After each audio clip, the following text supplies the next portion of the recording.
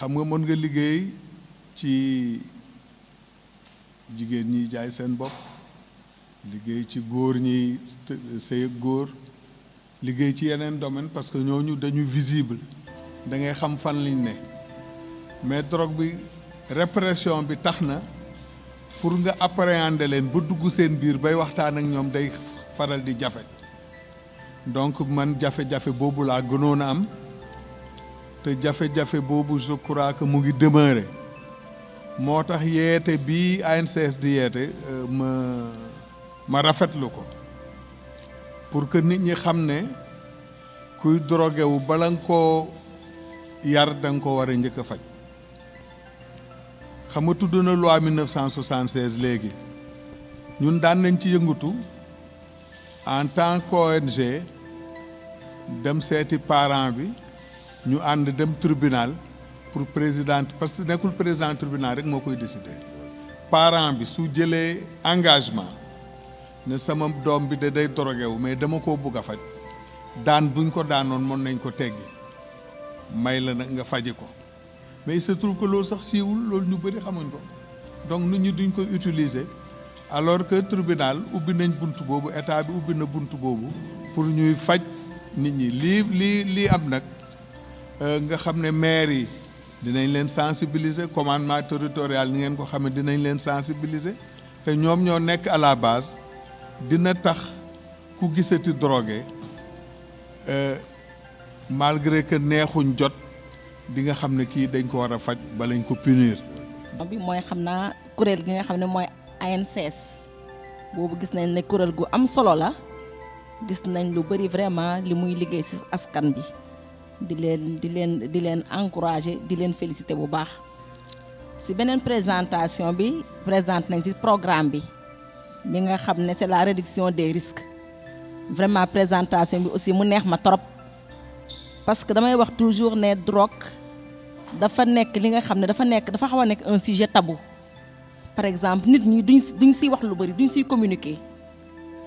c'est comme la sexualité. parce que man dama nekk ASBEF ki xam na ci dara, nit ñi duñ ciy communiquer lu bari alors que dafa nekk domaine yi nga xam ne dañ ci war a communiquer ndax dafa atteindre jeunesse bi.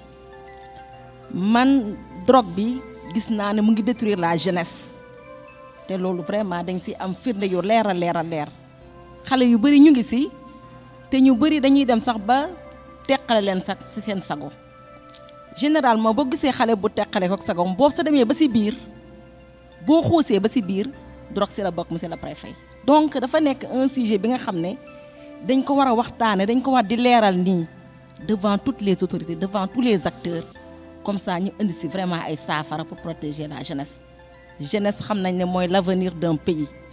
bu ñu amee une jeunesse malsaine suñu avenir yi pays dina xaw a doy waar. donc dañu war a vraiment donc protéger jeunes yi ci drogue bi. te li ñu wax ci présentation man dama see ànd.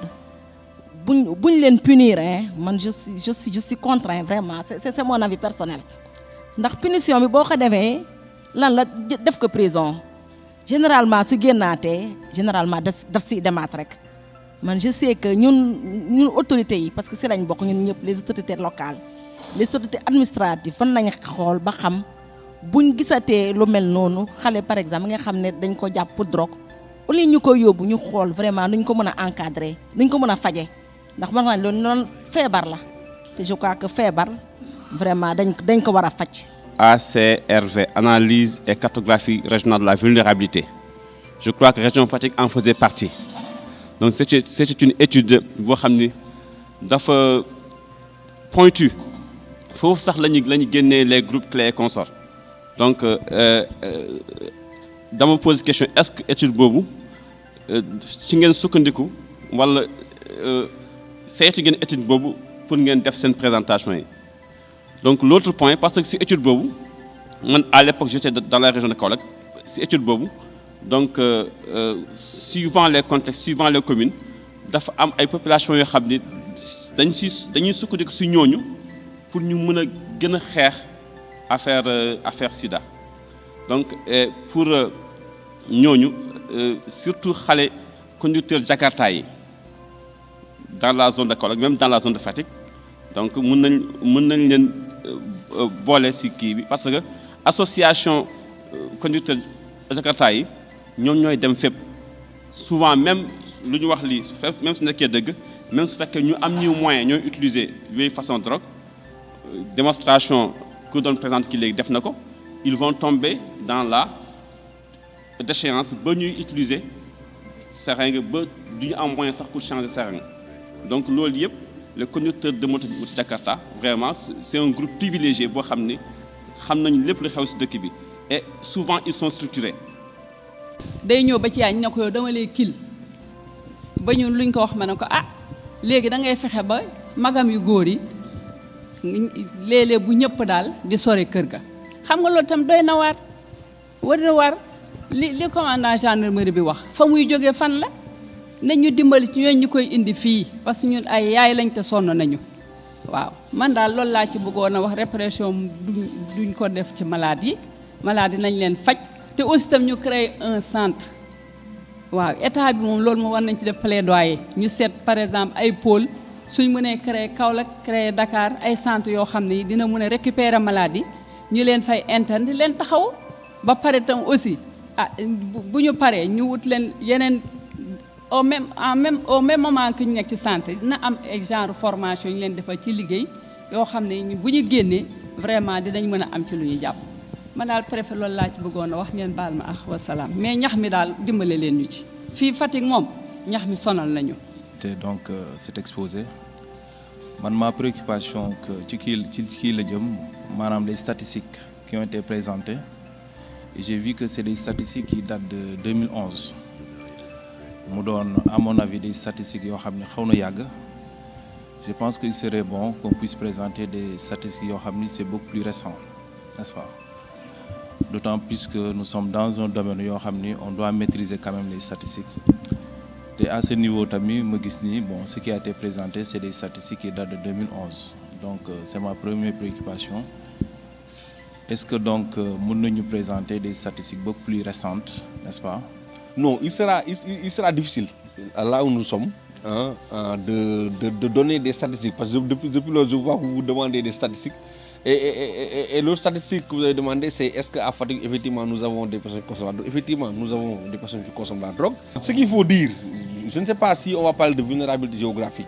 Ce qui est sûr c'est que la région de Fatick est frontalière à un pays que nous pensons est pourvoyeur de drogue dans le Sénégal.